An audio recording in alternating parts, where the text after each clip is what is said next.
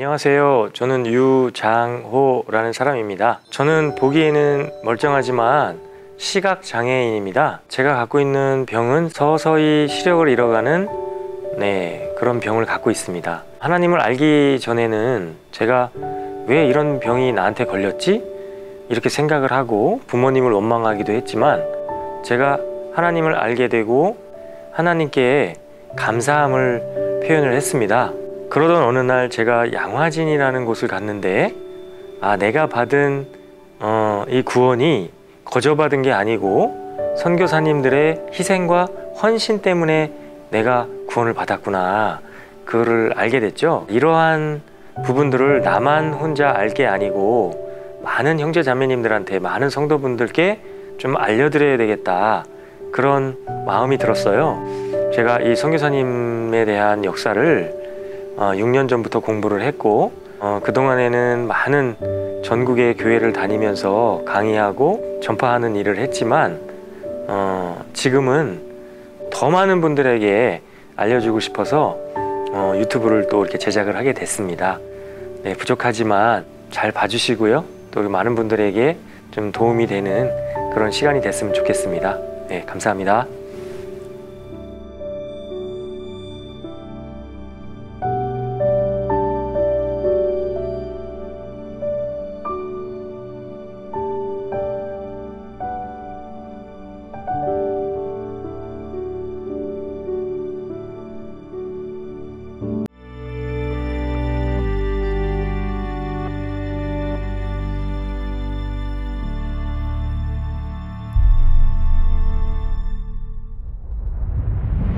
안녕하세요, 유장호입니다. 제가 오늘 여러분들께 소개해드릴 아주 특별한 한 곳이 있어서 이렇게 이 자리에 섰는데요. 자, 양화진이라는 곳인데, 양화진은 마포구 합정동에 있는 마을 이름이에요. 양화, 버드나무 꽃잎이라는 뜻이고요. 조선 600년 전에 이곳이 경상, 전라, 충청, 삼남 지방에 세곡선, 상선, 어선, 외양선 여러 선박들이 이 양화진을 통해서 남대문으로 들어가는 길목입니다. 이 선교사님들이 양화진에 현재 145명의 선교사님들이 묻혀 계십니다. 그 중에 가족이 55명, 순수 선교사님이 90분, 선교사님들이 이곳에 묻히기까지의 과정을 제가 한 분 한 분 좀 소개시켜 드리려고 합니다.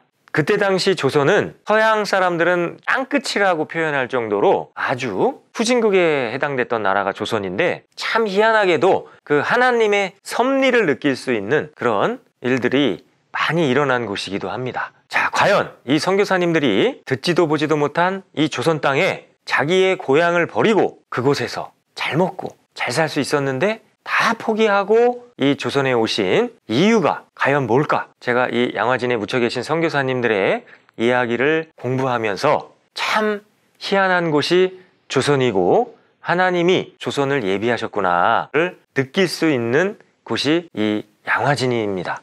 그래서 오늘 제가 이 양화진에 묻혀 계신 선교사님의 스토리를 한 분 한 분 좀 들려드리려고 합니다. 그럼 지금부터 선교사님 한 분 한 분을 소개시켜 드릴게요. 자, 첫 번째 선교사님, 우리 헤론 선교사님입니다. 자, 이 헤론 선교사님은 미국의 테네시주 주립대 의대를 수석으로 졸업을 하십니다. 자, 이 헤론 선교사님이 조선 선교를 꿈꾸게 된 이유는 학창 시절에 조선 선교 보고를 들으신 거예요. 그래서 하나님께 본인을 조선에 보내달라고 기도를 하셨어요. 주님, 제가 이 학업을 마치고 조선의 의료 선교사로 주님의 도구로 사용이 돼서 주님께 쓰임받는 그런 하나님의 자녀 삼아주세요. 이렇게 기도를 하셨다고 합니다. 우리 헤론 선교사님이 드디어 졸업을 하시고 학과장님을 면담을 하시는데, 학과장님이 우리 학교가 개교한 이래 가장 우수한 성적으로 졸업을 하셨네요. 그래서 우리 학교에서 이렇게 회의를 했는데요. 우리 헤론 선교사님을 교수님으로 이렇게 채택하기로 결정이 났습니다. 그리고 아시다시피 연봉은 좀 꽤 많이 책정될 것 같습니다. 그 소식을 들은 헤론 선교사님은 바로 그 자리에서 NO! 이렇게 하십니다. 그러니까 학과장님이 깜짝 놀랐죠. 아니, 무슨 이유가 있으신가요? 헤론 선교사님은 저는 복음을 전하러 조선으로 갑니다. 그래요? 아, 역시 우리 헤론 선교사님은 믿음이 너무 좋으시네요. 이 헤론 선교사님이 그렇게 주님께 기도를 하셨기 때문에 그렇게 결정을 하신 거예요. 왜? 주님과의 약속을 지키기 위해서. 우리 헤론 선교사님이 그렇게 결정을 하고 학교를 나오는데 아주 친한 친구가 따라와서 우리 헤론 선교사님을 붙들면서 이렇게 얘기를 하십니다. 헤론, 얘기 들었어? 아니, 자네는 이 미국 땅에서 유명한 의사가 되고 싶지 않나? 나랑 같이 이 뉴욕에서 그냥 열심히 복음을 전하지? 했더니 우리 헤론 선교사님은 나는 이 육신이 있는 이 땅에서 유명한 의사가 되고 싶지 않네. 나는 하나님 앞에 하늘나라에 유명한 의사가 되고 싶네. 나는 곧 조선으로 갈 거네. 이렇게 그 친한 친구한테 이야기를 하고 곧 우리 헤론 선교사님은 뉴욕항으로 가서 배를 타고 태평양을 건너 일본의 오키나와를 거쳐 부산항을 통해 서해바다를 통해 한강에 있는 이 양화진으로 오는데 걸리는 시간은 3개월이 걸립니다. 태풍을 안 만나면 2달. 이 헤론 선교사님이 양화진에 도착하시고 또 양화진에서 다시 남대문을 통해 한양에 드디어 입성을 합니다. 이 헤론 선교사님이 조선에 오셔서 하신 일은 강혜원에 도착을 하십니다. 자, 강혜원 들어보셔서 아시죠? 우리나라 최초의 병원이죠. 헤론 선교사님이 강혜원에 오셔서 하신 일은 고종 황제를 치료하는 주치의도 하셨어요. 그런데 헤론 선교사님이 하나님께 기도하고 서원한 거는 황제를 치료한 게 온 게 아니시죠. 그래서 헤론 선교사님은 왕진 가방에 청진기를 들고 조선 사람들을 치료하러 나가십니다.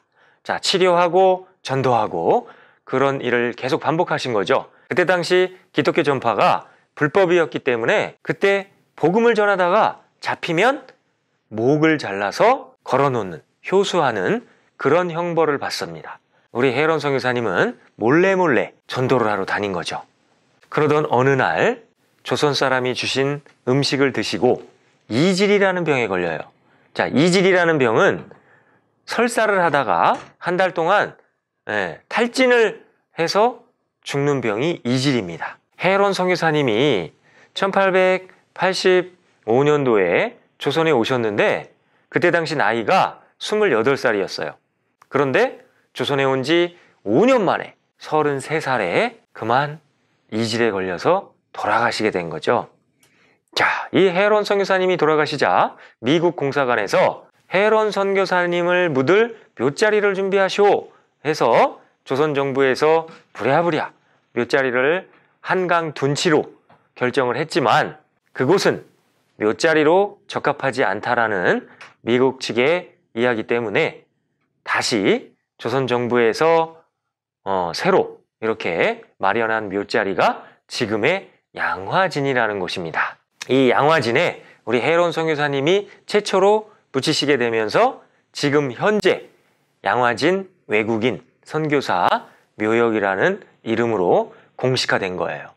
헤론 선교사님이 돌아가시고 일기장이 발견이 됐는데 그 일기장에 이렇게 쓰여져 있었어요. 내가 살아가면서 늘 고민이 있었는데 그 고민은 어떻게 하면 주님을 기쁘게 해드릴까? 이게 나의 가장 큰 고민이었다. 이렇게 일기장에 쓰여져 있었던 거예요.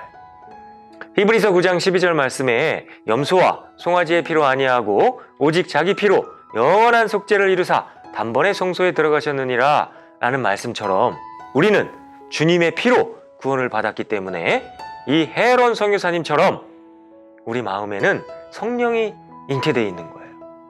이 헤론 선교사님이 우리에게 주는 교훈은 우리의 육신적인 경제적인 부분, 환경, 또는 모든 여건을 다 포기하고 듣지도 보지도 못한 조선이라는 곳에 자기 한 몸을 온전히 주님께 드리기 위해서 이 낯선 땅 조선에 오신 거죠. 우리는 이 헤론 선교사님의 교훈을 통해서 나도 이때 이 마지막 때 이 주님을 만나기 전 이때 어떻게 살 것인가 고민하게 하는 그런 선교사님이 아닐까 생각이 됩니다. 헤론 선교사님이었습니다.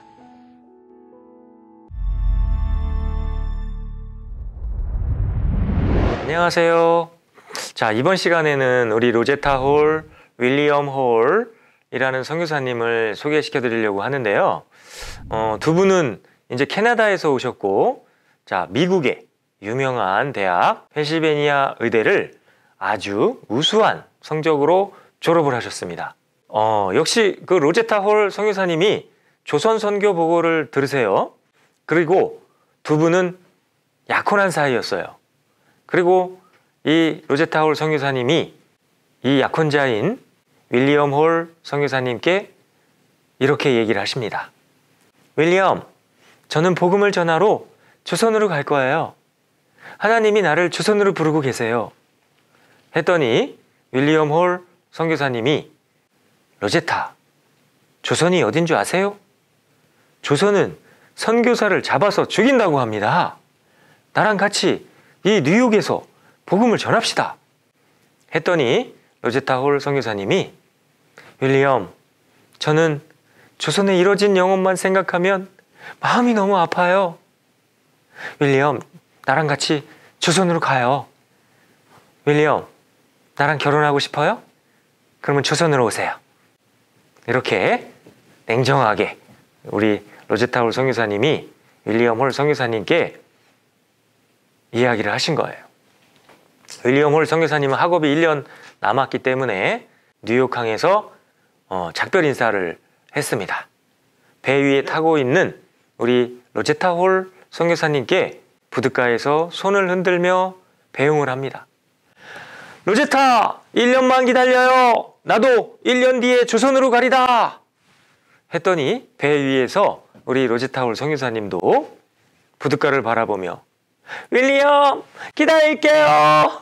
이러고 아주 두 분이 이렇게 작별을 하게 되죠. 드디어 1년이 지나고 윌리엄 홀 선교사님이 한양에 도착을 하셨어요.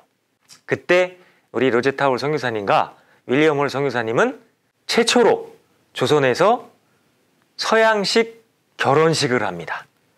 그래서 우리나라 조선에서 태어난 아들 셔우드 홀이 최초의 외국인 어린아이가 된 거죠.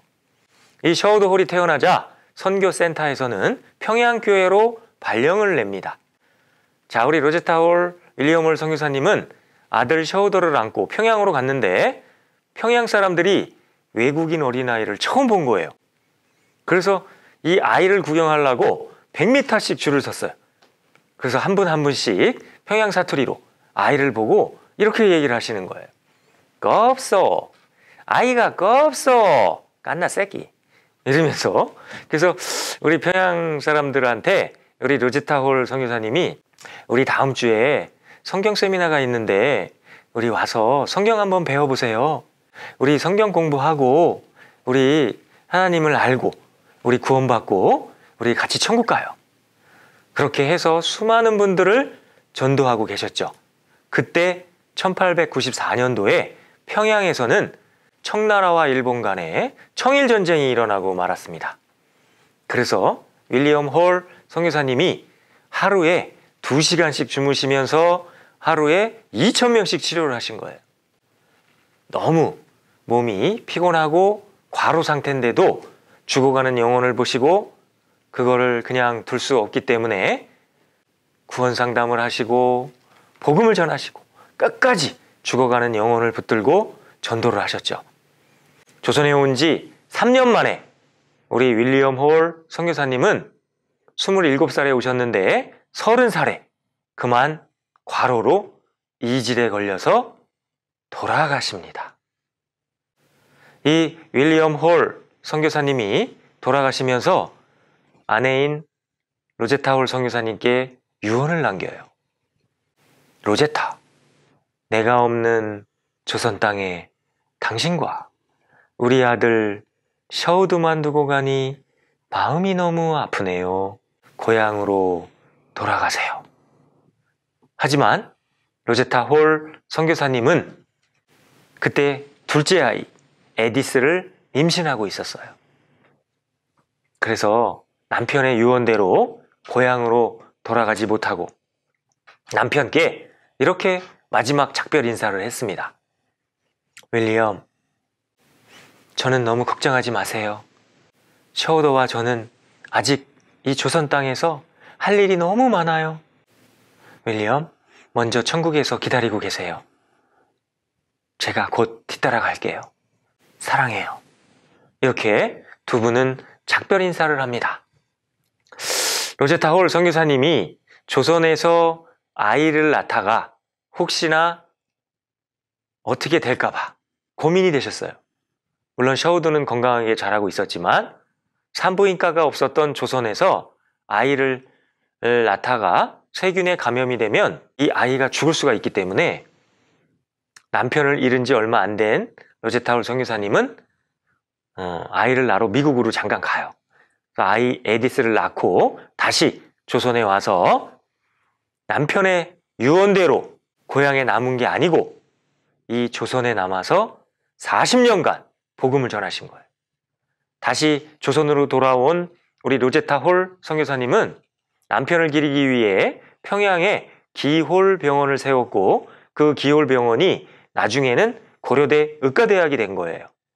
그리고 다른 동료 선교사님과 함께 우리나라 최초의 산부인과를 세우고 시각장애인을 위한 맹학교를 세우시고 시각장애인을 전도하기 시작하신 거예요.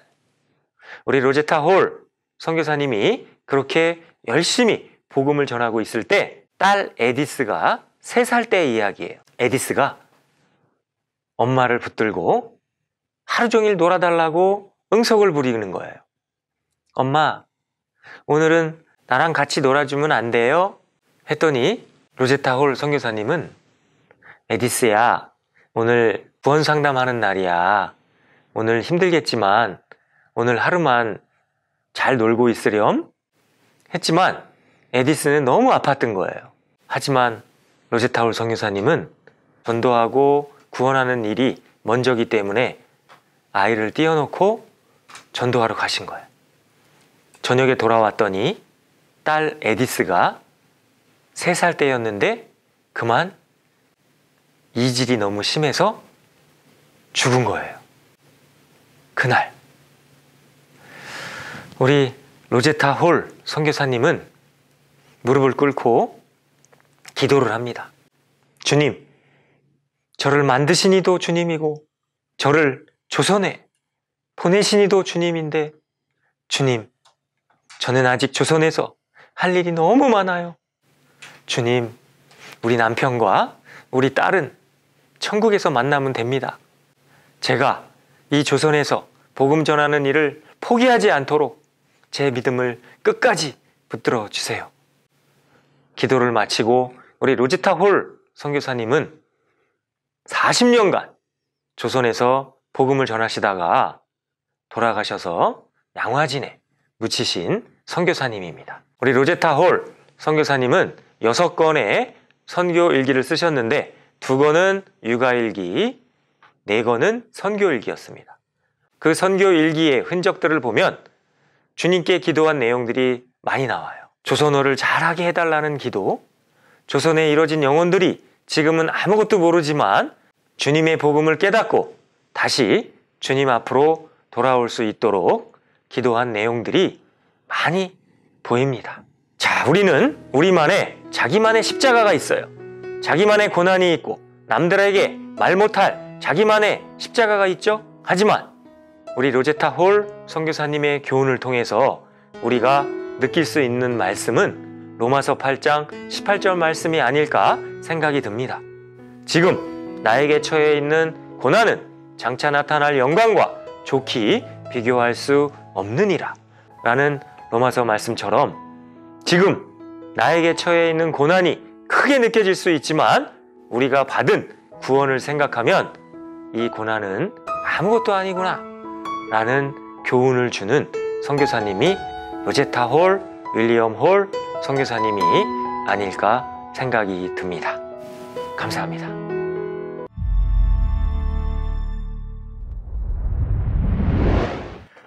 안녕하세요. 자, 이번 시간에는 레이놀즈 라는 선교사님을 소개해 드리려고 합니다. 레이놀즈 선교사님은 미국의 버지니아주에 있는 햄펀 시드니 대학의 히브리어 학과를 우등생으로 졸업을 하셨어요. 참 희한한 일이죠? 조선은 하나님이 수석, 우등생 아니면 안 보내셨던 것 같아요. 우리 레이놀즈 선교사님의 그 조선 사역의 이야기를 통해서 우리가 읽고 있는 한글 성경이 참 힘들게 번역이 됐구나 라는 걸 느끼게 될 거예요. 자, 지금 우리가 읽고 있는 이 한글 성경은 과연 어느 선교사님이 번역을 했고 내 손에 이 성경책이 내 손에 오기까지 어떻게 해서 성경이 번역이 됐는지에 대한 이야기를 오늘 들려드리려고 합니다. 히브리어 학과를 우등생으로 졸업한 레이놀즈 선교사님 역시 조선 선교보고를 듣고 조선행을 선택하게 되고 하나님께 기도하시는데 하나님께 이렇게 기도를 하셨어요. 주님, 제가 조선에 가서 조선어로 쓰여져 있는 한글 성경을 번역을 해서 조선에 이뤄진 영혼들을 주님 앞으로 다시 돌아올 수 있게 할 수 있는 주님의 도구로 사용해 주세요. 이렇게 기도하시고 우리 레이놀즈 선교사님도 조선으로 건너오시게 된 거죠. 자, 그때 당시 조선은 한글 성경 번역위원들이 있었고 한글 성경 번역회라는 곳에서 한글 성경을 번역을 시작을 하게 됐습니다. 그런데 이 한글 성경은 선교사님들이 조선에 들어오시기 전부터 15년 전부터 1870년대에 존 러스라는 선교사님이 만주와 일본을 오가며 번역을 하고 계셨던 거예요. 참 희한한 일은 전 세계에서 유례가 없는 일이 이 조선에서 일어났는데 선교사님들이 그 나라에 복음을 전하러 오실 때 그 나라 말로 쓰여져 있는 한글 성경책을 들고 들어온 나라는 조선밖에 없다는 거예요. 그 나라에 들어가셔서 그 나라 말로 쓰여져 있는 글을 번역할 때는 이미 그 나라에 구원받은 영혼들이 있을 때 그 나라 말로 쓰여져 있는 성경책을 번역을 하신다는 거죠. 그런데 조선은 이미 선교사님들이 들어오시기 전부터 10년 전, 15년 전부터 이 존 로스라는 선교사님이 스코틀랜드에서 오셨는데 번역을 먼저 하신 거예요. 그리고 조선에 최초로 들어오는 언더우드 선교사님과 아펜젤러 선교사님의 손에 이미 한글 성경책을 들고 들어오신 나라는 조선밖에 없다는 겁니다. 이 대목을 보더라도 하나님이 조선을 예비하셨구나 그런 거를 느끼는 대목이 아닌가 생각이 드는데 그때 당시 존 로스 선교사님이 한글 성경을 번역할 때 존 로스 선교사님의 아내가 돌아가시고 자녀 4명이 있었는데 그 자녀 4명도 풍토병으로 천국을 먼저 간 거예요. 그럼에도 불구하고 존 로스라는 선교사님이 먼저 이렇게 초석을 다지고 한학자 이수정 씨와 함께 만주와 일본을 오가며 한글 성경을 번역하신 거예요. 그런데 레이놀즈 선교사님이 조선에 오신 이유는 신약 성경 쪽에 좀 틀린 데가 발견이 된 거예요. 그래서 언어의 은사가 있고 언어에 아주 능통한 선교사님을 초빙해야 되겠다 해서 우리 레이놀즈 선교사님이 조선에 들어오신 거죠. 자, 이 레이놀즈 선교사님이 조선에 들어오셔서 신약 쪽의 성경을 보니까 조선 말이 너무 어려운 거예요. 예를 들면 요한복음 14장 6절 말씀에 예수께서 가라사대 내가 길이요 진리요 생명이니 나로 말미암지 않고는 아버지께로 올 자가 없느니라. 거기서도 보면 나로 말미암지 않고는 한국 사람이 보기에도 어렵다는 거죠. 이런 틀린 곳들을 한 곳 한 곳 찾아서 레이놀즈 선교사님이 번역을 다시 완벽하게 하시기 시작한 거예요. 그런데 조선에 온 지 첫 해에 첫째 아들이 태어났어요. 그런데 이 첫째 아들이 그만 태어나자마자 천국으로 갑니다. 레이놀즈 선교사님은 그때 하나님께 또 기도를 해요. 주님, 요한복음 1장 1절 말씀에 태초에 말씀이 계시니라. 이 말씀이 하나님과 함께 계셨으니 이 말씀이 곧 하나님이시라.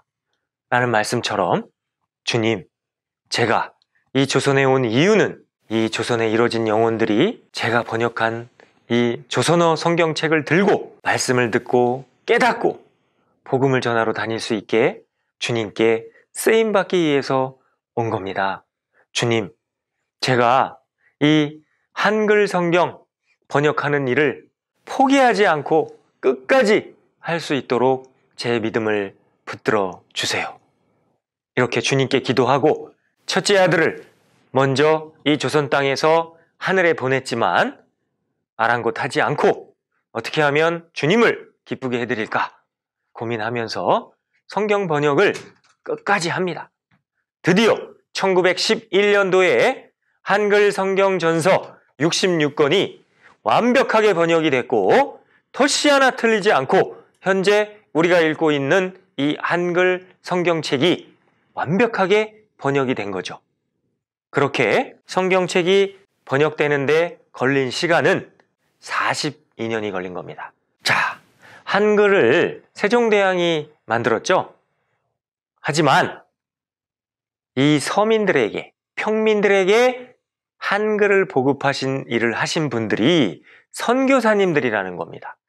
어떻게 해요? 성경 말씀을 한글로 번역을 해서 이 성경을 보급했기 때문에 한글 성경이 평민들한테 들어와서 그 한글을 평민들이 익혀서 우리가 구원받는 일이 탄생되는 것처럼 참 놀라운 일이 탄생이 된 겁니다. 성경을 자주 읽으면 절대로 침륜에 빠지지 않아요. 성경을 자주 읽으면 전도의 열정이 나옵니다.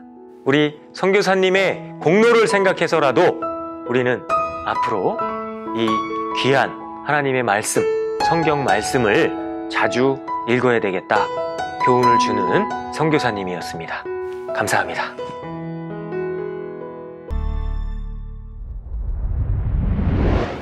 예, 안녕하세요. 이번 시간에는 우리 무어 선교사님을 소개시켜 드리려고 합니다. 우리 무어 선교사님 역시 미국에서 오셨는데 무어 선교사님은 조선에 오셔서 아주 특별한 계층을 전도하셨어요. 그 계층이 어떤 계층이냐면 아주 인간 취급도 못 받았던 백정, 천민 계층을 전도하신 겁니다. 자, 그때 당시 조선시대에 천민, 백정, 이 백정은요 사람 취급을 못 받았던 직업이죠.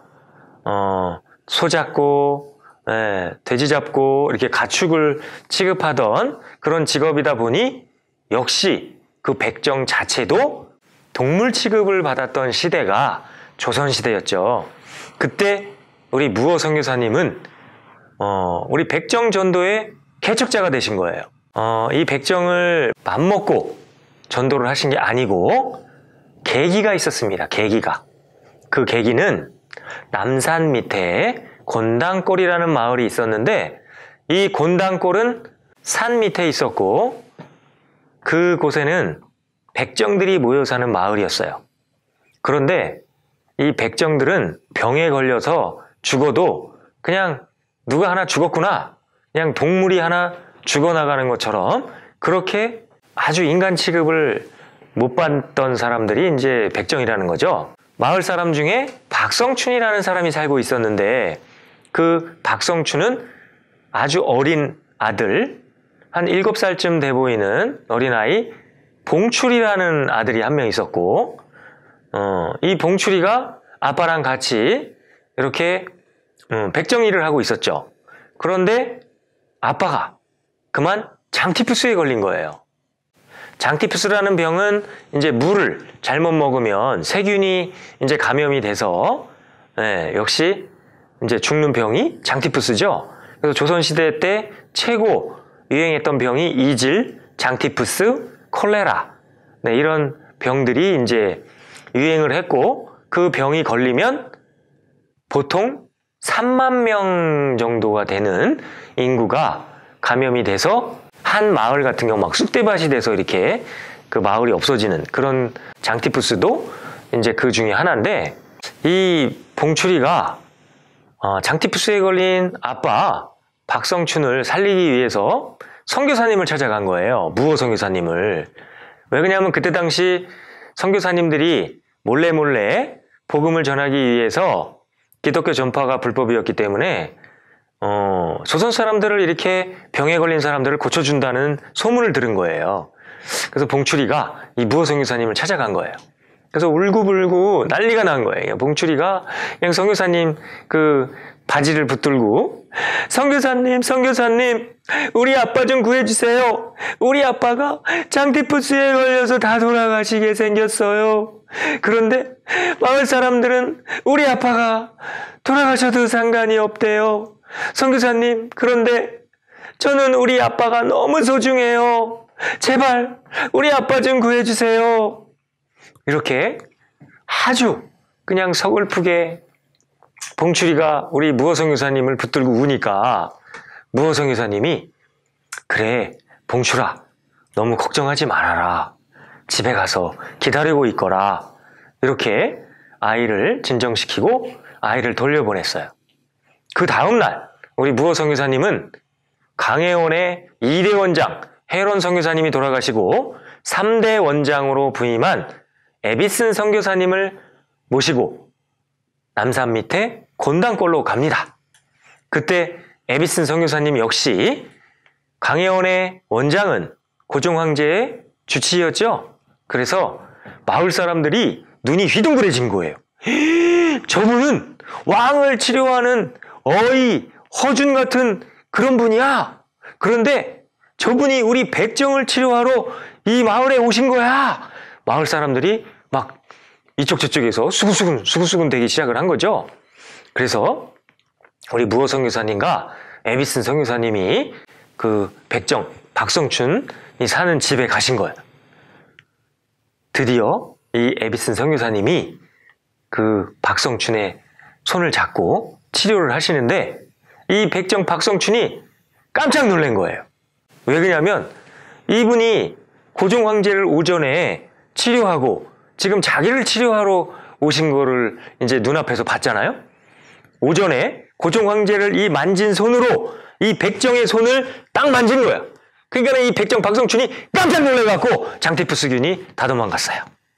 그래서 물론 치료를 잘해서 난 거겠죠. 그런데 이 백정 박성춘이 놀래갖고 이 엔돌핀이 또 나오면서 치료가 더 이게 잘 된 게 아닌가, 그런 생각이 듭니다. 그래서 우리 백정 박성춘이 이제 장티푸스에서 나갔고 무호 선교사님을 찾아간 거예요. 선교사님, 저처럼 이렇게 아주 천한 저를 구원해 주셔서 너무 감사합니다. 육신적으로 이렇게 너무 힘들었는데 이렇게 육신을 먼저 걷어주시고 또 보살펴 주셔서 너무 감사합니다. 그랬더니 이제 무호 선교사님이, 그래요, 우리 60만 구원받을 게 아니고 우리 영혼도 구원받아야 됩니다. 우리 다음 주에 우리 성경 세미나가 있어요. 우리 교회에 와서 우리 말씀을 듣고 우리 성경 공부를 한번 해봅시다. 그리고 우리 주님의 말씀을 깨닫고 구원받고 같이 천국 갑시다. 이렇게 백정 박성춘한테 얘기를 하신 거예요. 그래서 그 다음 주에 백정 박성춘은 말씀을 듣고 구원을 받습니다. 그래서 너무 기뻐서 무호 선교사님께 이렇게 얘기를 하는 거예요. 선교사님, 너무 감사합니다. 저처럼 이렇게 천한 백정을 영육간으로 구원해 주셔서 너무 감사합니다. 그랬더니 무호 선교사님이, 그럼 우리 지금부터 어떻게 하면 주님을 기쁘게 해드릴까 고민하면서 전도를 열심히 한번 해봅시다. 그래서 우리 무호 선교사님과 함께 우리 백정 박성춘은 열심히 전도를 한 거예요. 너무 열심히 전도해갖고 교회당이 세워질 정도로. 그래서 곤단골 교회가 탄생이 됐습니다. 우리 이 박성춘이 전도한 분들이 거의 수십 명에 이른다라는 이야기가 있어요. 그래서 이 곤단골이라는 교회가 세워졌는데, 이 문제는 이 곤단골 교회에 남산에 사는 양반들이 한두 명씩 오기 시작한 거예요. 그래서 이 양반들이 무호 선교사님한테 이렇게 얘기를 하는 거예요. 우리는 양반이니까 이 앞자리를 주시오. 그렇지 않으면 우리는 이 교회를 떠나겠소. 했더니 무호 선교사님이 그럴 순 없습니다. 주님의 복음 안에서는 신분이 똑같아요. 백정이든 양반이든 똑같습니다. 그냥 섞어서 앉으세요. 했더니 양반들이 그럼 우리는 이 교회를 떠나겠소. 그리고 교회를 떠나버린 거예요. 그리고 이 양반들이 세운 교회가 홍문동 교회인데, 이 홍문동 교회에서 양반들이 드디어 말씀을 듣고 깨닫고 구원을 받은 거예요. 그래서 다시 무호 선교사님을 찾아온 거예요. 선교사님, 우리가 잘못했습니다. 백정들과 섞어서 앉히겠습니다. 그래서 무호 선교사님이 웃으시면서 그래요, 잘 돌아오셨습니다. 우리 같이 연합해서 한번 열심히 전도 한번 해봅시다. 이렇게 해서 탄생된 교회가 지금의 승동교회입니다. 건당골 교회와 홍문동 교회가 합쳐진 거예요. 우리 무호 선교사님이 이렇게 백정들과 함께, 양반들과 함께 신분을 초월해서 열심히 전도를 하신 거죠. 그러던 어느 날 무호 선교사님이 본인이 장티푸스에 걸리고 맙니다. 무호 선교사님은 46살에 장티푸스로 돌아가십니다. 장티푸스에 걸린 백정을 구하고 본인은 장티푸스에 걸려서 돌아가시는 거예요.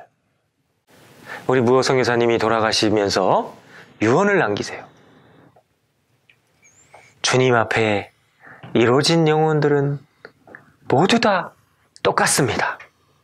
양반이든 백정이든 부자든 가난한 사람이든 몸이 불편하신 사람이든 우리 주변에 있는 영혼들은 다 똑같은 영혼이에요. 때를 얻든지 못 얻든지 우리 열심히 전도합시다. 나를 양화진에 묻어주세요. 이렇게 유언을 남기고 돌아가셨습니다. 우리 무호 선교사님은 성경 빌레몬서에 입각해서 빌레몬서가 주는 교훈대로 조선에서 복음을 전하신 것 같아요. 성경 빌레몬서에 보면 빌레몬의 하인 오네시모가 주인의 재물을 훔쳐서 로마로 도망갔죠. 그때 감옥에서 사도 바울을 만났고 그곳에서 구원을 받아요.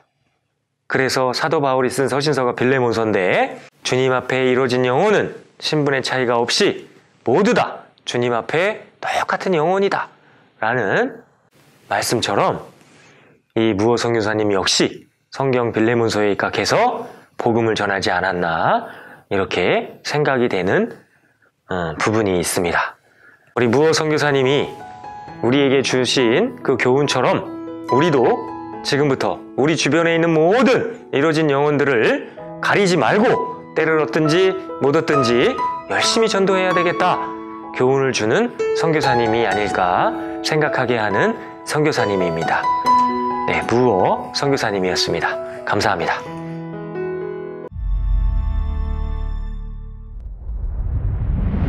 네, 안녕하세요. 이번 시간에는 루비 캔드릭 선교사님입니다. 루비 캔드릭 선교사님은 아주 젊은 청년 자매입니다. 자, 우리 루비 캔드릭 선교사님은 참 젊은 고등학교 학창 시절 때부터 조선 선교의 그 꿈을 가진 선교사님이에요. 루비 캔드릭 선교사님이 우연하게 조선 선교보고를 들으시고 내가 이 학교를 졸업하고 나도 조선으로 복음을 전하러 가야 되겠다 이렇게 마음속으로 다짐을 하신 것 같아요. 자, 루비 켄드릭 선교사님이 고등학교를 딱 졸업하고 20살 딱 되니까 바로 선교센터를 찾아간 거예요. 어린 나이에. 그래서 선교센터장님이 깜짝 놀랬죠. 아니, 자매님, 선교사를 지원하러 오신 거예요? 예, 저는 조선으로 선교사로 가고 싶어요. 이렇게 얘기를 하니까 아이고, 자매님, 나이가 너무 어린데 대학은 졸업하고 갔으면 좋겠습니다. 했더니 아니에요. 저는 조선에 이뤄진 영혼만 생각하면 지금 당장 뉴욕항으로 가서 배를 타고 지금 떠나고 싶어요. 저를 조선으로 보내주세요.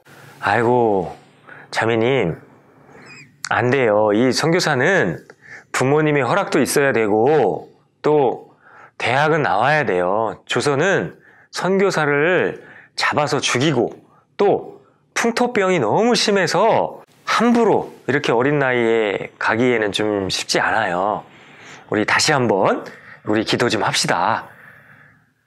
그래서 우리 루비 켄드릭 선교사님은 울면서 집으로 돌아오신 거예요. 할 수 없이 그 루비 켄드릭 선교사님의 친엄마도 반대가 너무 심한 거예요.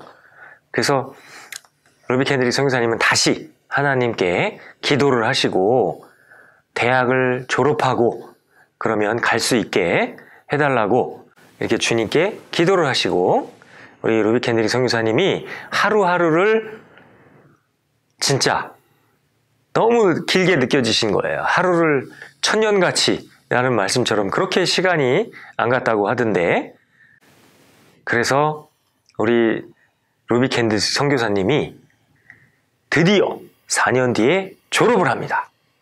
저 드디어 이제 대학을 졸업했습니다. 저를 조선에 보내주세요. 이렇게 이제 선교센터 허락을 받고 이제 뉴욕항으로 갑니다. 뉴욕항으로 가기 전부터 집에서부터 어머니가 말리기 시작을 합니다. 켄드리가, 네가 조선에 가야 되겠니? 꼭 네가 먼저 가야 되겠니? 켄드리가, 너 말고 다른 사람이 가면 안 되겠니? 어머니가 끝까지 말리시는 거예요.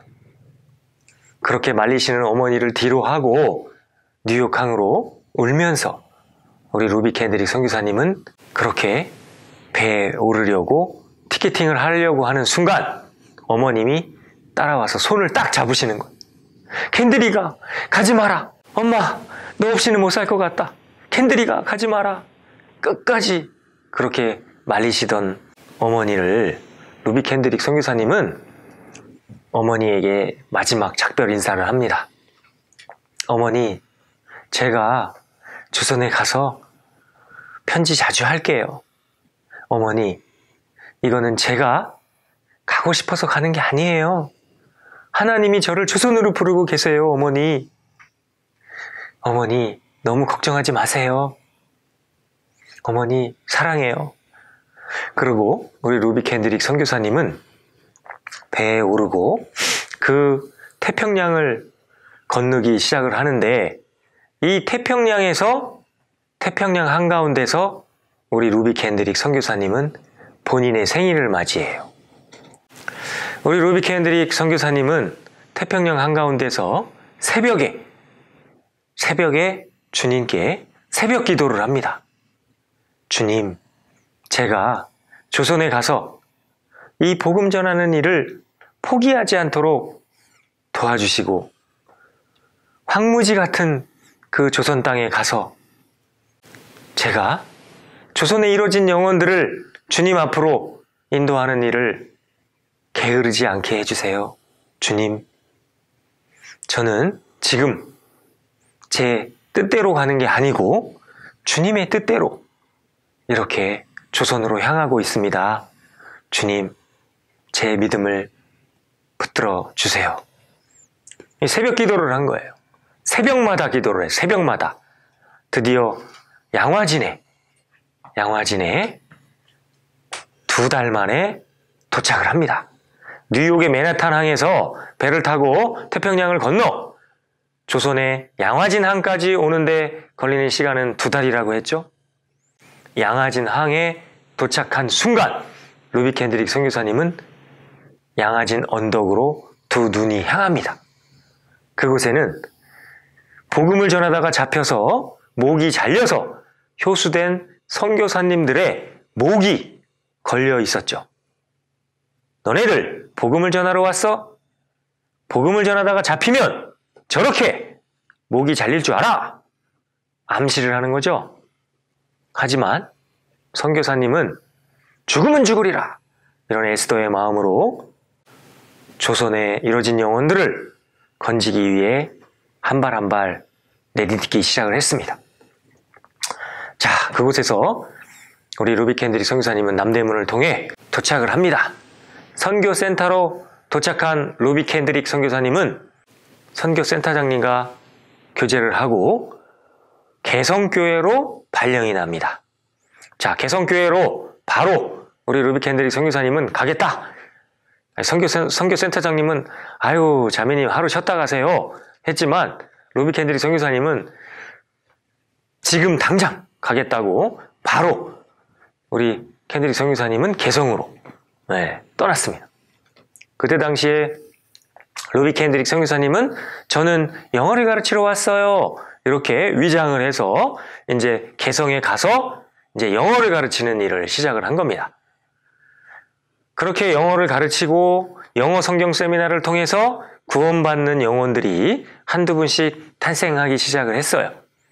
그런데 루비 캔드릭 선교사님이 조선에 온 지 8개월 만에 급성 맹장염으로 복막염으로 맹장이 터져서 그만 돌아가십니다. 25살 젊은 청년 자매가 미국에서 그렇게 기도하고 고대하던 조선에 와서 복음을 전하다가 조선에 온 지 8개월 만에 급성 맹장염으로 돌아가신 거예요. 그때 당시엔 병원이 없었죠. 큰 수술을 할 수 있는 종합병원이 없었기 때문에 루비 캔드릭 선교사님 강혜원으로 급히 개성에서 선교사님들이 옮겼지만 이미 복막염으로 창자가 다 터져서 루비 캔드릭 선교사님은 돌아가신 거예요. 루비 캔드릭 선교사님이 돌아가시기 일주일 전에 편지문을 썼는데 그 편지문 제목이 내가 만일 1000개의 목숨이 있다면 그것을 모두 조선해 주기를 원하노라 라는 편지문의 내용이에요. 그 편지가 고향인 미국 텍사스에 도착했을 때 그 편지를 보고 수십 명의 선교사들이 조선에 더 오셨다는 거예요. 우리 루비 캔드릭 선교사님이 우리에게 주는 교훈은 이렇게 젊은 청년 자매도 조선을 사랑해서 자기의 모든 육신적인 편안함, 환경, 경제력 모든 부분을 포기하고 듣지도 보지도 못한 조선, 맛있는 음식과 좋은 환경 다 포기하고 아주 힘든 가난한 나라, 고난과 핍박과 멸시와 천대와 황무지 같은 이 땅에 어떻게 하면 주님을 기쁘게 해드릴까 늘 고민하면서 살다가 조선에 오신 거예요. 이곳 조선에서 8개월 만에 돌아가신 선교사님입니다. 우리도 이 선교사님처럼 어떻게 하면 주님을 기쁘게 해드릴까 늘 고민하면서 살아가야 될 것 같습니다. 끝으로 우리 루비 캔드릭 선교사님의 편지문을 처음부터 끝까지 들려드리도록 하겠습니다. 루비 캔드릭 선교사님이었습니다. 감사합니다. 사랑하는 아버지, 어머니, 이곳 조선 땅에 오기 전 집들에 심었던 꽃들이 활짝 피어났던 소식을 들었을 때 하루 종일 집 생각만 했습니다. 욕심쟁이 수지가 그 씨앗을 받아 동네 사람들에게 나누어 주었다니 너무나 대견스럽군요. 아마 내년 봄이 되면 온통 우리 동네는 내가 심은 노란 꽃으로 덮여 있겠군요. 아버지, 어머니, 이곳 조선 땅은 참으로 아름다운 곳입니다. 모두들 하나님을 닮은 사람들 같습니다. 선한 마음과 복음에 대한 열정으로 보아 아마 몇십 년이 지나면 이곳은 예수님의 사랑이 넘치는 곳이 될 것 같습니다. 저는 복음을 듣기 위해 20km를 맨발로 걸어오는 어린 아이들을 보았을 때 그들 안에 있는 하나님의 사랑 때문에 오히려 위로를 받습니다. 그러나 한편에서는 탄압이 점점 심해지고 있습니다. 그저께는 예수님을 영접한 지 일주일도 안 되는 서너 명이 끌려가 순교했고 토마스 선교사와 제임스 선교사도 순교했습니다. 선교 본부에서도 철수하란 지시가 있었지만 대부분의 선교사들은 그들이 전도한 조선인들과 아직 숨어서 예배를 드리고 있습니다. 그들은 모두 순교를 할 작정인가 봅니다. 오늘 밤은 유난히도 고향으로 돌아가고 싶습니다. 외국인을 죽이고 기독교를 증오한다는 소문 때문에 부두에서 저를 끝까지 말리셨던 어머니의 얼굴이 자꾸 제 눈앞에 어립니다. 아버지, 어머니, 어쩌면 이 편지가 마지막일 수도 있습니다. 제가 이곳에 오기 전 뒤뜰에 심었던 하나의 씨앗으로 이제 내년이면 온 동네가 꽃으로 가득하겠지요. 그리고 또 다른 씨앗을 만들어내겠지요. 저는 이곳에서 작은 씨앗이 되기로 결심했습니다. 제가 씨앗이 되어 이 땅에 묻히게 되었을 때 아마 하나님의 시간이 되면 조선 땅에는 많은 꽃들이 피고 그들로 여러 나라에서 씨앗이 될 것입니다. 저는 이 땅에 저의 심장을 묻겠습니다. 바로 이것은 조선을 향하는 저의 열정이 아니라 조선을 향한 하나님의 사랑이란 것을 알게 되었습니다. 어머니, 아버지, 사랑합니다.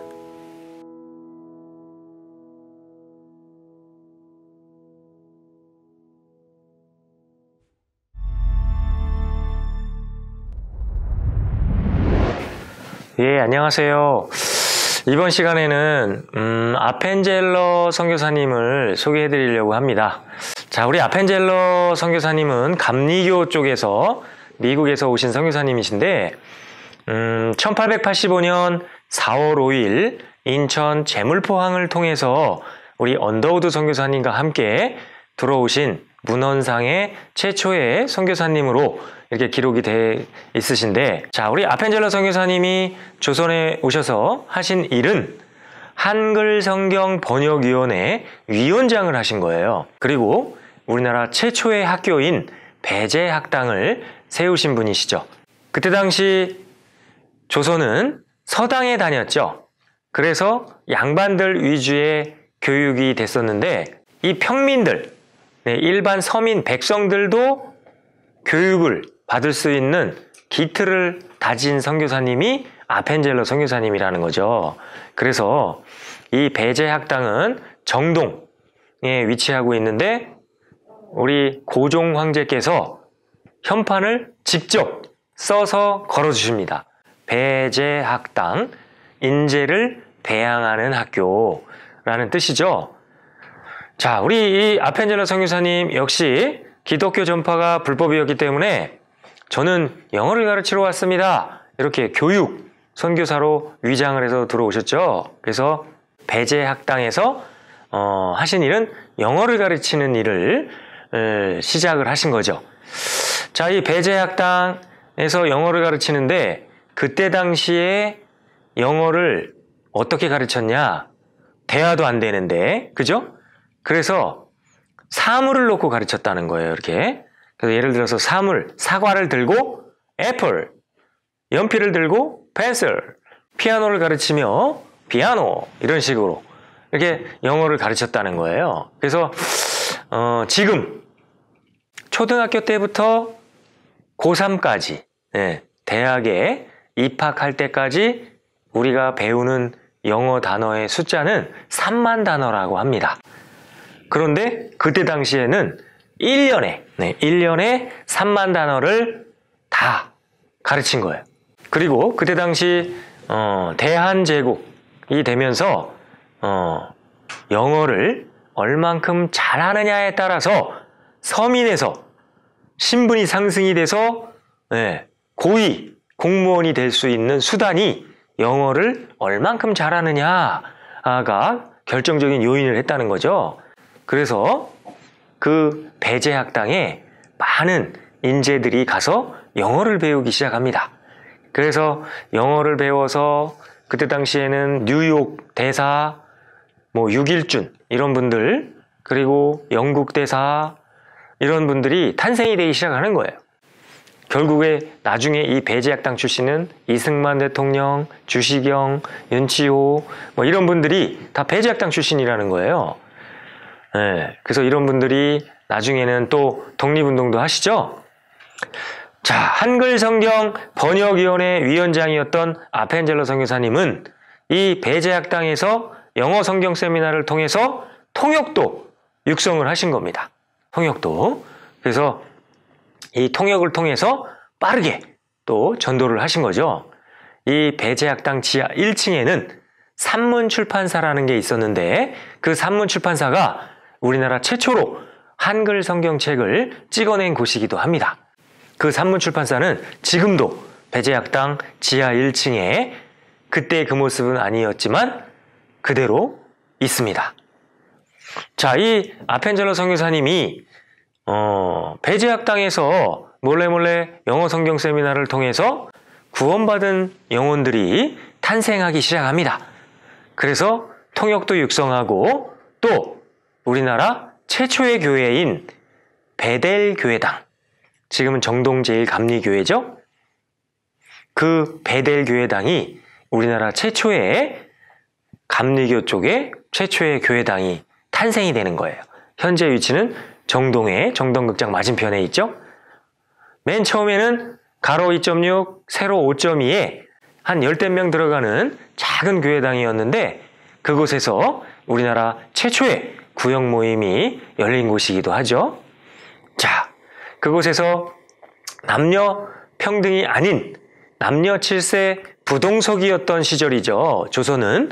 그래서 교회당도 전 세계에서 없는 해프닝이 일어난 거예요. 그게 뭐냐면 이렇게 강대상이 있고 중앙에 오른쪽은 형제님, 왼쪽은 자매님, 이렇게 남녀 7세 부동석이다 보니까 따로따로 앉아서 말씀을 듣고 그 중간에 서로 이렇게 눈짓을 못 보내게 이 중앙에다가 커튼을 쫙 친 거예요. 조선시대가 그만큼 유교 문화가 심했던 그런 나라였죠.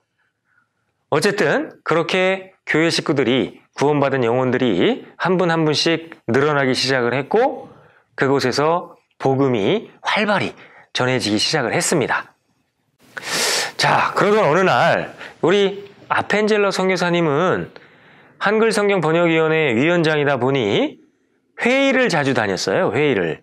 이제 선교사님들하고 같이 이제 한글 성경 그 번역 회의를 해야 되니까 공식적인 회의 숫자만 해도 555번의 회의를 하셨다라는 기록이 있는데 이제 이번에는 목포에서 회의가 있어서 한강에서 배를 타고 목포로 가신 거예요.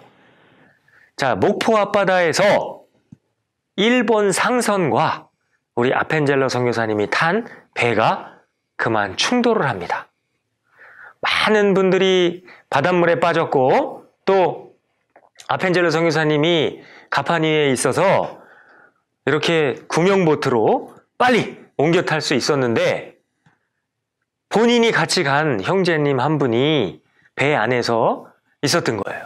그래서 그 형제가 통역이었으니까 그 형제를 구하러 배 안으로 들어간 거예요.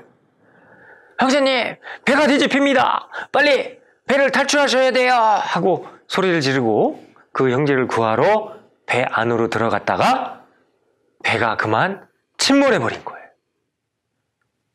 조선에 최초로 오신 선교사님이 유일하게 시신이 없어요. 아펜젤러 선교사님의 시신은 목포 앞바다에 안장되어 있습니다. 양화진에 많은 선교사님들의 묘비가 계시죠? 유일하게 묘비가 아닌 추모비가 서 있는 선교사님이 아펜젤러 선교사님입니다. 이 아펜젤러 선교사님은 조선에 최초로 오셨다고 했죠? 최초로 오신 선교사님이 유일하게 시신이 없는 거예요. 조선 사람을 구하려다가. 전 세계에서 수많은 선교사님들이 조선에 오셨어요. 본인들의 나라에서 복음을 전할 수 있었죠? 모든 것을 포기하고 동족 복음 전하는 일을 포기하고 듣지도 보지도 못한 조선, 그 이민족 조선 사람을 전도하러 조선에 오셨는데 그 조선 사람을 구하러 또 배에 들어갔다가 돌아가신 선교사님입니다. 이 아펜젤러 선교사님이 즐겨보신 성경이 야고보서인데 이 아펜젤러 선교사님이 우리에게 강조했던 성경은 야고보서 2장 행동장입니다. 야고보서 2장에 보면 구원을 받고 믿음을 갖고 행함이 없으면 그 믿음은 죽은 신앙과 같다 라는 말씀이 여러 군데 나오시죠? 우리 구원받은 그리스도인은 말로만 신앙생활하고 말로만 전도할 게 아니고 행함으로 해야 되겠다. 이렇게 우리에게 교훈을 주고 계십니다. 우리 이 최초로 들어오셨던 선교사님이 이렇게 조선의 복음화를 위해서 영육간으로 이렇게 조선에서 복음을 전하신 겁니다. 그래서 지금 그 선교사님이 세운 학교와 교회당이 있죠? 그것을 통해서 또 수많은 영혼들이 구원을 받고 한 것처럼 최초로 들어오셔서 그냥 포기하고 갈 수도 있었어요. 구원받은 식구가 한 명도 없는데, 그죠? 그런데 포기하지 않고 주님께 아펜젤러 선교사님은 기도를 합니다. 고통을 벗겨준다고 하면 의심부터 하고 쇠사슬 같은 올가미에 묶여있는 듯한 이 영혼들, 주님 제발 이 영혼들을 주님 앞으로 돌아올 수 있도록 저를 주님의 도구로 끝까지 사용해 주시고 제 믿음을 붙들어 주세요. 이렇게 기도를 하십니다. 자, 이때 당시 조선에서 복음을 전하다가 잡히면 죽는 그 시절에 선교사님은 의지할 수 있는 분은 오직 주님밖에 없었습니다. 그래서 우리도 주님을 의지하고 이 선교사님들의 교훈을 얻어서 행함으로, 말로만 하는 신앙이 아닌 행함으로 이루어지는 그런 그리스도인이 돼야 되겠다 교훈을 주는 선교사님이었습니다. 지금까지 아펜젤러 선교사님이었습니다. 감사합니다.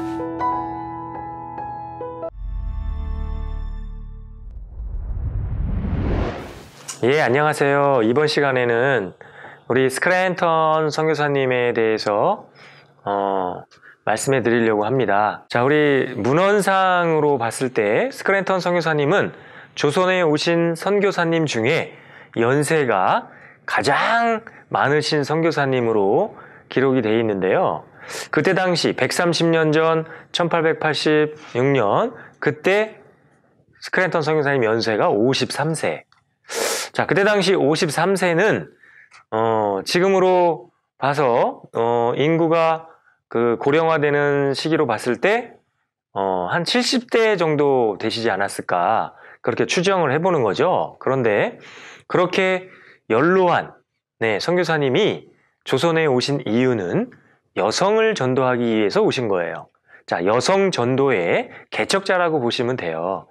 자, 스크랜턴 선교사님이 조선에 오셨을 때의 조선의 상황은 누누 말씀드리지만 봉건주의 사회고 유교 문화가 있는 조선이잖아요. 그래서 여자는 아까 백정 선교사님에 대해서 말씀을 드렸지만 여자는 백정보다도 더 진짜 사람 취급을 못 당한 분들이 이제 여성이라는 거죠. 그래서 여성은 조선시대에 애 낳는 도구로 생각했던 시절이 조선입니다. 그렇지만 하나님 앞에 이뤄진 영혼들은 다 똑같기 때문에 이 여성도 전도를 해야 된다. 그래서 스크랜턴 선교사님이 미국에서 오셨는데 그때 당시에 많은 선교사님들은 남자 선교사님이셨죠. 예, 그래서 코가 크고 눈이 파랗고, 예? 코가 오똑하니 잘생기긴 하셨죠. 저처럼. 그런데 그 선교사님들이 그 조선 여자들 앞으로 이렇게 다가가면 조선 여자들이 도망가죠. 무서워서. 그리고 다가가기도 힘들었죠. 가마 타고 다니고 보자기를 뒤집어 쓰고 다니고 하기 때문에 스크랜턴 선교사님이 조선 선교 보고를 듣고 이렇게 생각하신 거예요. 아, 조선은 남자 선교사님들이 여성을 전도하기에 애로사항이 많겠구나. 그래서 여성은 여성이 전도해야 되겠다. 그렇게 생각을 하신 거예요. 그리고 선교센터를 방문하셔서 조선 선교의 꿈을 갖고 선교센터장님과 대화를 하시는 거예요. 아이고, 센터장님, 저를 조선으로 보내주세요. 조선에는 여자들이 다닐 수 있는 교회당이 없대요. 아이고, 허리야. 그러니까 선교센터장님이 아이고, 어르신, 그냥 편안하게 신앙생활 하시지. 아이고, 그 조선이 어디라고 가세요? 했더니 스크랜턴 선교사님이 아이고, 조선에는 그 유교문화인지 뭔지 그것 때문에 여자들 전도하기가 너무 어렵다 그래서 내가 가서 여자들을 전도해야 되겠어요. 나를 조선으로 보내주세요. 아이고, 다리야. 네? 이렇게 그 선교사님이 그 선교센터장님하고 교제를 하시니까 이제 너무 못 말리겠죠. 그래서 우리 스크랜턴 선교사님은 그때 당시 이제 뉴욕에서 배를 타면은 2달이 걸리는데, 기차를 타고 샌프란시스코로 와서, 기차를 타고 와서 이제 샌프란시스코에서 배를 타면 이제 1달 걸린다고 합니다. 그래서 미국의 서해 바다가 이제 샌프란시스코 쪽이고 우리나라 동해 바다 쪽이죠. 방향은. 그래서 그곳에서 배를 타고 이제 1달 만에 드디어 조선에 이렇게 오시는 거죠. 자, 조선에 오셔서 우리 스크랜턴 선교사님이 하신 일은 일단 자기 집을 개방합니다. 네. 원래 구원받은 그리스도인이 교회당이라는 건물이 생기기 전에 한두 명씩 이렇게 모여 있으면 교회라고 하잖아요. 그래서 그 교회당이 없던 시절이라 그 자기 집을 이렇게 개방을 하죠. 그래서 그 집에 아주 못 사는 여자아이들, 또 기생, 첩의 자식들, 뭐 이런 여자아이들로만 20명 정도 되는 아이들을 집에서 먹여주고 재워주고 하면서 영어를 가르치기 시작하는 거죠. 그곳에 다니는 여자아이들을 보고 주변 사람들은 그렇게 손가락질을 했어요. 저 서양 귀신, 양기자들이 조선에 와서 아이들을 이렇게 막 속여서 데리고 가갖고 학교를 뭐 세워서 가르친다. 막 이렇게 소문이 난 거예요. 이상한 학교라고. 그래서 저 학교는 이상한 애들이 다니는 학교로 처음에 이제 오해를 받았죠. 그런데 그 학교를 졸업하고 나오는 여자아이들이 영어를 아주 유창하게 하는 거예요. 자, 그런데 그 이상한 학교라고 소문이 난 그 학교에 드디어 양반집 자녀들이 다니기 시작을 합니다. 그래서 역시 그 양반집 자녀가 그 학교를 졸업하고 나오면 영어를 유창하게 잘하는 거예요. 그래서 명성황후께서 그 집에다가 이화학당이다 이렇게 아예 현판을 걸어준 거예요. 그래서 그곳은 나중에 이화여자대학교가 되는 거죠. 그래서 이화여자대학교에 전신인 이화학당이 된 거예요. 자, 이 이화학당에서는 스크랜턴 선교사님이 또 역시 복음을 전해야 되니까 또 몰래 영어 성경 세미나를 통해서 구원받는 영혼들이 탄생이 되는 거예요. 또 그곳에서 또 다른 꿈을 갖게 되는데 이곳에서 구원받은 여자 자매님들이 미국에 가서 공부하는 거를 또 꿈꾸기도 합니다. 그래서 미국 의대에 보내지기도 하죠. 그때 당시에 의료 선교사님과 교육 선교사님들이 동시에 들어오던 시절이라 그때 한 여자아이, 김점동이라는 여자아이가 선교사님을 찾아가서 이렇게 얘기를 합니다. 선교사님, 저도 의사가 되고 싶어요. 미국에 가서 공부를 해서 이 조선에 와서 의료 선교사님들과 함께 복음을 전하는 일을 같이 한번 해보고 싶어요, 선교사님. 그래서 이 김점동이라는 여자아이를 미국의 볼티모어 의과대학에 입학을 시켜요. 드디어 이 김점동이라는 여자아이는 박 씨와 결혼을 하고 이름을 에스더로 개명을 했죠. 미국처럼 남편과 결혼을 하면은 남편 성을 따르듯이 박 에스더라는 이름을 갖고 조선에 들어와서 우리나라 최초의 여자 의사가 탄생이 됩니다. 이 박 에스더 자매는 다른 동료 선교사님들과 함께 황해도 해주 지역에 폐병 환자들이 모여 사는 마을에 복음을 전하러 이렇게 갑니다. 그곳에서 폐병 환자들을 치료하고 전도하고 하던 중에 이 박 에스더 자매, 우리나라 최초의 여자 의사는 폐병에 옮아요. 드디어 이 박 에스더 자매는 안타깝게 30대 초반, 그러니까 30살 초반 때 폐병에 걸려서 돌아가십니다. 조선의 최초의 여자 의사 박 에스더 자매가 돌아가시자 그 조선 선교센터에서는 어떻게 하면은 이 폐결핵, 폐병 환자들을 좀 많이 구할 수 있을까 고민 끝에 폐결핵 환자 돕기 크리스마스 씨를 최초로 만들어냅니다. 그래서 그때부터 그 기금으로 폐병 환자들, 폐결핵에 걸린 우리 조선 사람들을 구하는 일까지 같이 하신 거죠. 그렇게 많은 선교사님들이 복음을 전하시고 영육간으로 조선 사람들을 구원해 주셨는데 이 스크랜턴 선교사님의 업적 중에 가장 큰 업적은 전도부인을 조직했다는 거예요. 자, 이 전도부인이라는 건 뭐냐면 여성이 전도하자. 그래서 여성들을 2인 1조로 둘씩 짝을 지어서 가가호후 방문을 이렇게 하는 거예요. 우리 성경 마가복음에도 보면은 하나님의 12제자들이 둘씩 짝을 지어서 전도를 하러 다녔다라는 말씀이 나오죠. 그런 것처럼 이 스크랜턴 선교사님도 전도부인을 경상, 전라, 충청, 함경도, 평안도 이렇게 다 전국에 전도부인을 파송한 거예요. 그래서 이 전도부인들이 똑똑 두들기고 안녕하세요. 우리 성경 한번 배워봅시다. 우리 말씀 듣고 천국 가요. 이렇게 여성 전도를 하기 시작을 한 거예요. 그래서 1년에 한 번씩 우리 스크랜턴 선교사님을 보기 위해서 이 이화학당에 또 전도부인들이 모여서 밤새도록 교제하고 성경 세미나를 또 하고 그래서 여성을 전도하는데 앞장을 쓰고 그렇게 노력한 부인들이 전도부인이라는 거예요.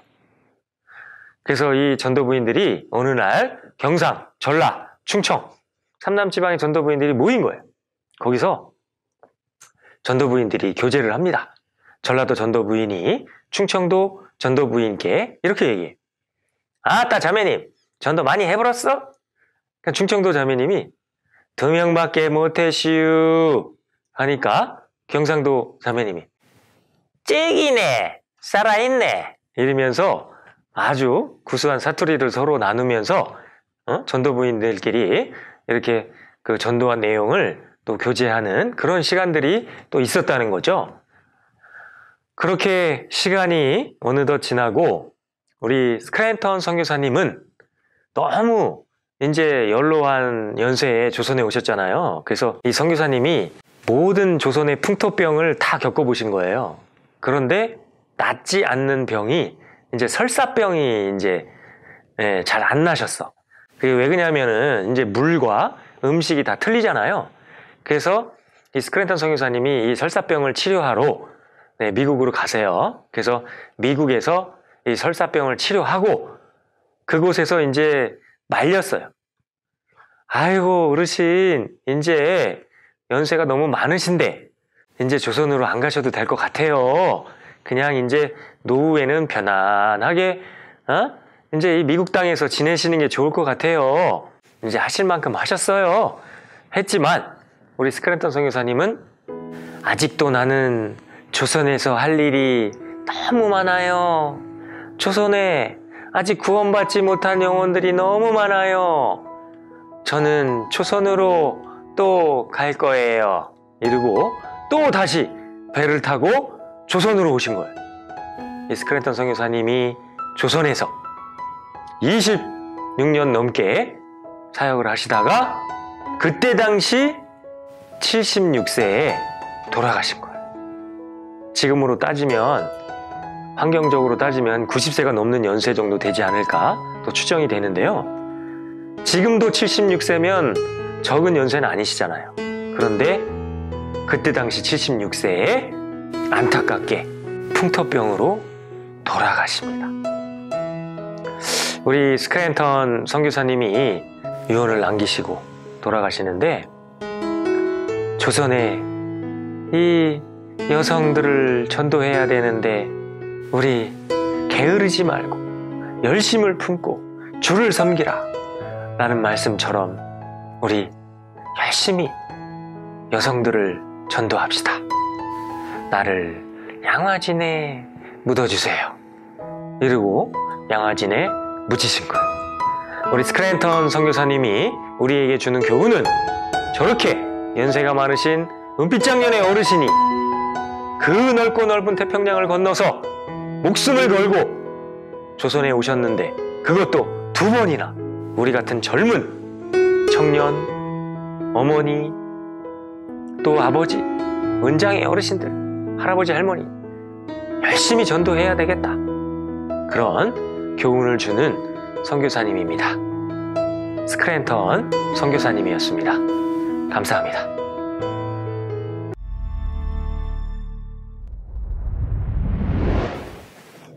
예, 안녕하세요. 이번 시간에는 에비슨 선교사님을 소개해 드리려고 합니다. 자, 우리 에비슨 선교사님이 조선에 딱 오셨더니 많은 선교사님들이 돌아가시더라 이거죠. 병에 걸려서. 이걸 어떻게 할까 고민을 하신 거예요. 그 유명한 헤론 선교사님도 강혜원의 2대 원장님이셨지만 돌아가셨죠? 병 때문에. 그래서 이 에비슨 선교사님을 캐나다에서 모시고 왔어요. 그래서 강혜원의 3대 원장님으로 부임을 합니다. 우리 에비슨 선교사님이 조선에 오셔서 하신 일은 조선을 이렇게 보니까 조선 사람들도 병에 걸려서 많이 죽고 선교사님들이 많이 돌아가시는 거죠. 그래서 안 되겠다 싶어서 우리 에비슨 선교사님은 고향인 캐나다를 통해 또 미국을 거쳐 조선 선교 보고를 합니다. 그때 이 에비슨 선교사님이 강조한 멘트가 있어요. 제가 조선에 가서 봤더니 많은 선교사님들이 돌아가십니다. 그래서 큰 종합병원이 하나 필요해요. 그런데 이 종합병원은 주님 일을 하는 전진기지로 삼고 싶습니다. 이 병원에서 가장 하고 싶은 거는 전도입니다. 이 병원에 입원해 있는 수많은 조선 사람들을 전도하고 치료하고 전도하고 치료하고 이렇게 이뤄진 영혼들을 주님 앞으로 돌아오게 하는 게 최우선입니다. 여러분, 우리 조선에 큰 종합병원 하나 지어줍시다. 그랬더니 세브란스 철강회사 대표인 세브란스가 지금 돈으로 수많은 헌금을 해요. 드디어 이 에비슨 선교사님은 그 헌금을 들고 조선에 들어오십니다.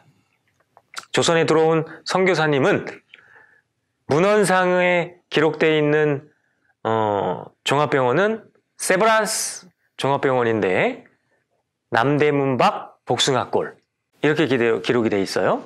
거기가 어딘가 봤더니 서울역 앞 옛날 대우빌딩 자리 그 옆 그쪽이 최초의 세브란스 병원이 있었던 자리로 기록이 남아있죠. 그래서 그 강혜원의 이름을 또 세브란스 병원으로 바꿨다. 또 증축을 했다. 또 뭐 이런 얘기도 있고. 그래서 우리 에비슨 선교사님이 세브란스 의과대학을 세우고 세브란스 종합병원을 세우신 거예요. 우리 에비슨 선교사님이 아까 백정 누구를 치료해줬다고 했죠? 박성춘이라는 분을 치료했다고 했죠? 그래서 그때 백정 박성춘의 아들 봉출이가 있었죠? 이 봉출이도 역시 에비슨 선교사님을 찾아와서 이렇게 얘기를 했어요. 선교사님, 저도 선교사님처럼 의사가 되고 싶어요. 저도 선교사님 의사가 돼서 선교사님이랑 같이 조선 사람을 치료하고 전도하는 일에 동역자가 되고 싶어요. 그랬더니 에비슨 선교사님이 그래, 봉출아, 열심히 공부해라. 선교사님이 이 조선 땅에다가 의과대학을 세울 거다. 그래서 이 봉출이가 열심히 공부를 한 거예요. 그래서 우리나라 최초의 대학인 세브란스 의과대학을 1회로 졸업을 합니다. 이 봉출이는 우리나라 최초의 외과 의사가 돼요. 그런데 그 동창생이 누구냐면 고종 황제의 아들 왕자 이재형이라는 왕자가 이 봉출이랑 같은 동창생이에요. 자, 이 세브란스 의과대학에서 봉출이는 이름을 박서양으로 개명을 하고 열심히 치료하고 전도하고 그런 일을 한 거죠. 우리 이 봉출이가 에비슨 선교사님을 같이 동역을 하면서 조선에 이뤄진 영혼들을 열심히 전도도 했지만 아까 에비슨 선교사님이 선교보고 할 때 조선에 오신 선교사님들이 많은 풍토병으로 돌아가시기 때문에 이 큰 종합병원도 필요한 이유가 있었지만 이 세브란스 종합병원은 세브란스 의과대학은 조선 선교센터 역할을 한 겁니다. 그래서 이 조선 선교센터 그 역할로 조선에 이뤄진 영혼들을 전도하고 그곳에서 교회당이 세워지기 전에 또 전도인도 육성하고 그랬던 일을 짧게나마 했었다는 거죠. 그래서 우리 에비슨 선교사님이 조선에 이렇게 오셔서 복음 전하는 일도 이렇게 열심히 하셨지만 그 선교사님들이 그 자기 나라에서 생활을 하다가 환경이 바뀌어서 그죠? 몸의 면역력이 떨어지고 환경 적응력이 힘들다 보니 병에 걸리면 잘 낫지도 않고 또 그 약도 없고 진통제도 없고 그랬던 시절이라 우리 에비슨 선교사님이 진짜 조선에 큰 종합병원을 세워서 최우선으로 전도의 목적으로 그 장소를 활용했고 그런 기틀을 만든 선교사님이 아닐까 생각이 듭니다.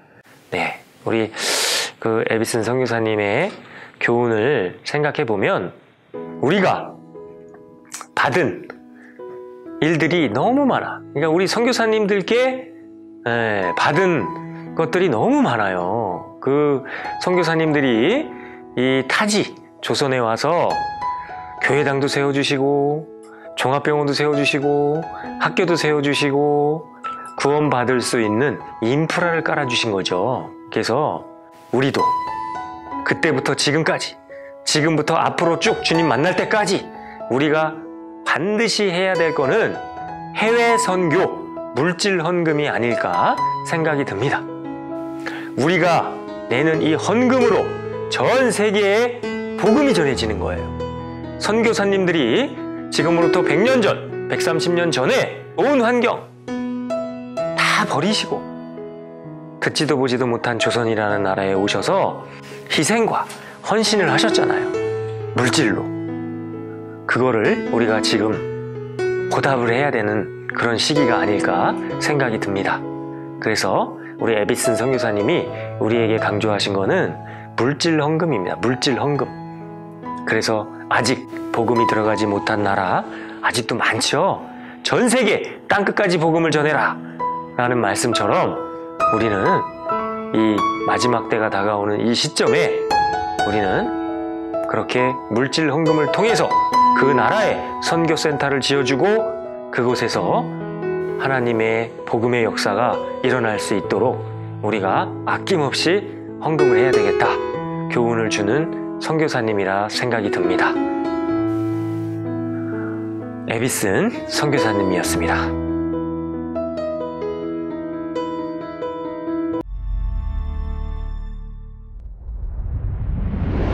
예, 안녕하세요. 이번 시간에 소개해드릴 선교사님은 언더우드 선교사님입니다.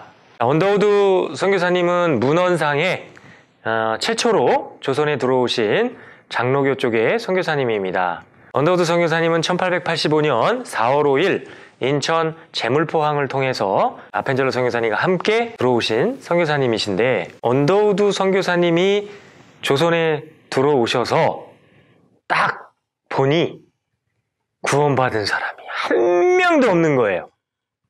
교회도 없고 뭐 당연히 구원받은 사람이 없으니까, 그죠? 또 고통을 벗겨준다고 하면 의심부터 하고 멸시와 천대와 핍박밖에 없는 거예요. 그래서 언더우드 선교사님이 하나님께 기도를 드립니다. 언더우드 기도문이라는 건데, 주님, 지금은 아무것도 보이지 않습니다.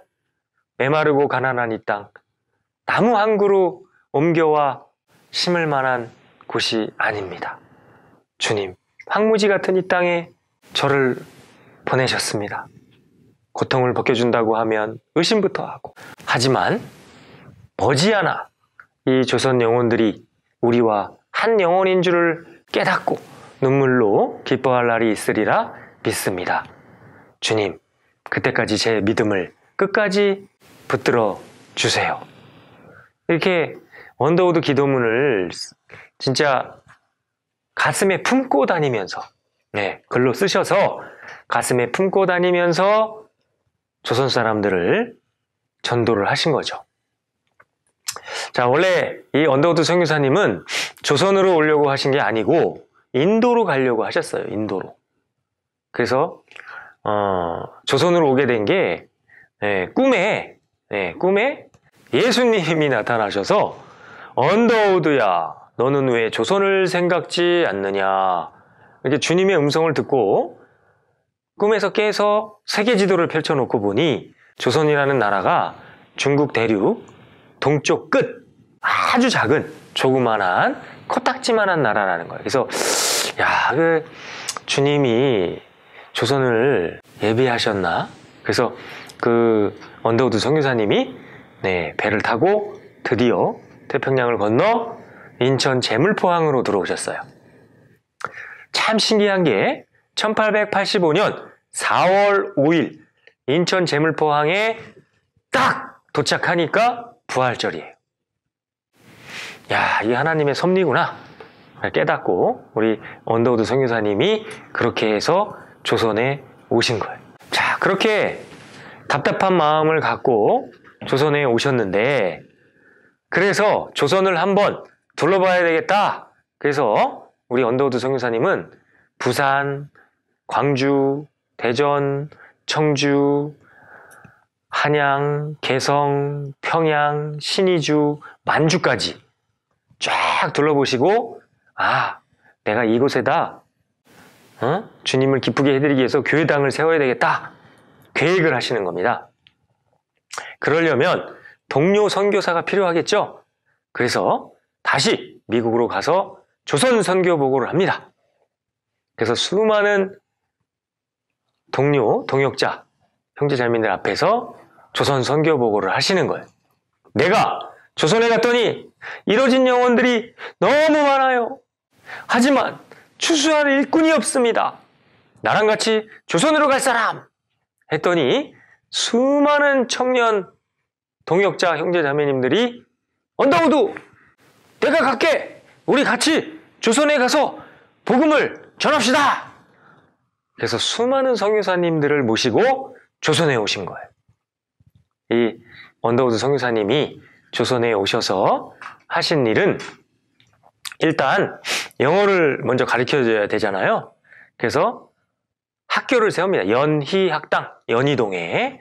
네. 그래서 연희학당이라고 이름을 걸었죠. 그래서 그곳에서 영어를 가르치고 영어 성경 세미나를 통해서 또 구원받는 영혼들이 이제 탄생이 되는 거예요.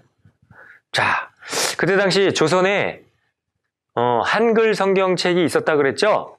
그래서 영어 성경책과 한글 성경책이 공존하는 시대예요. 그래서 한글을 아는 사람은 영어를 모르고 영어를 아는 사람은 한글을 모르죠. 그래서 언더우드 선교사님이 영한사전, 한영사전을 만드신 겁니다. 그래서 영어를 아는 분은 영어 단어를 찾아서 한글을 알고 또 한글을 아는 분은 또 한글을 찾아서 영어를 배우고 이런 식으로 이제 영어를 가르치기 시작을 한 거예요. 언더우드 선교사님은. 네, 그래서 그곳에서 구원받는 영혼들이 탄생이 됐고 또 언더우드 선교사님은 본인 집을 또 개방을 합니다. 그래서 장로교 최초의 교회 세문안교회가 탄생이 됩니다. 그래서 많은 이뤄진 영혼들이 주님 앞으로 돌아오고 있고 또 돌아왔고 또 그 세문안교회를 통해서 많은 이뤄진 영혼들이 구원을 받았어요. 자, 이 세문안교회를 통해서 구원받은 영혼들이 또 어떻게 하면 주님을 기쁘게 해드릴까? 그런 마음으로 언더우드 선교사님과 함께 서양에서 오신 선교사님, 조선에서 구원받은 우리 형제 자매님들이 한마음 한뜻이 돼서 열심히 전도를 하게 된 거예요. 그래서 나중에 이 연희학당의 연과 에비슨 선교사님이 세운 세브란스 의과대학의 세 앞자리를 더해보세요. 연세. 자, 연세대학교가 탄생이 되는 겁니다.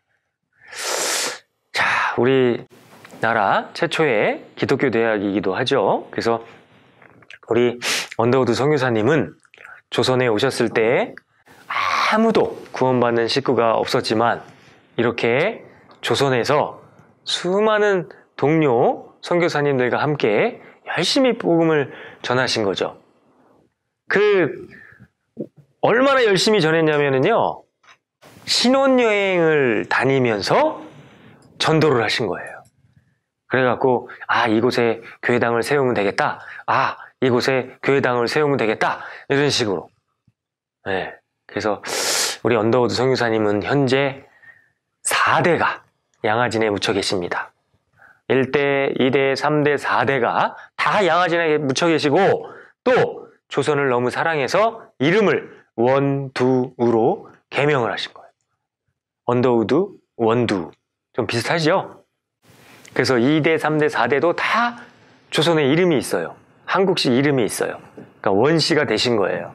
지금 현재 5대소는 연세대학교의 피터 언더우드 교수님으로 재직하고 계시고, 네, 그렇게 1세대 언더우드 선교사님부터 5세대 언더우드 선교사님까지 이렇게 5세대까지 이렇게 조선에 오셔서 최초로 오신 선교사님이 우리나라를 떠나지 않고 끝까지 복음을 전하신 가문이 언더우드 가문입니다.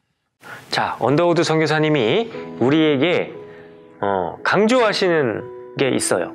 그게 뭐냐면 동역자입니다. 동역자가 필요하다. 자, 이 동역자는 굉장히 중요합니다.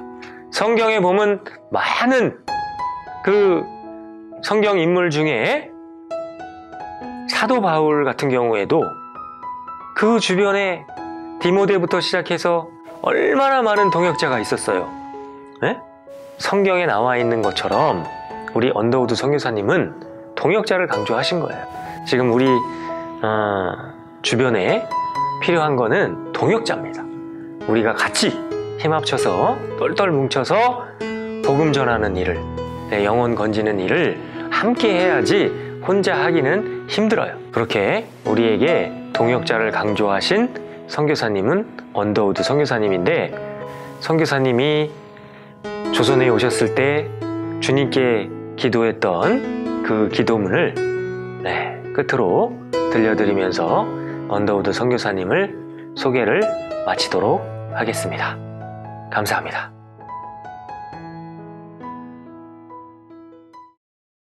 주님, 지금은 아무것도 보이지 않습니다.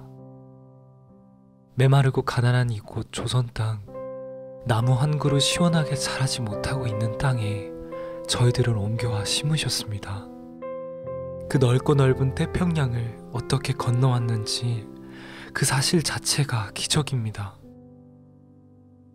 주께서 붙잡아 뚝 떨어뜨려 놓으신 듯한 이곳, 지금은 아무것도 보이지 않습니다.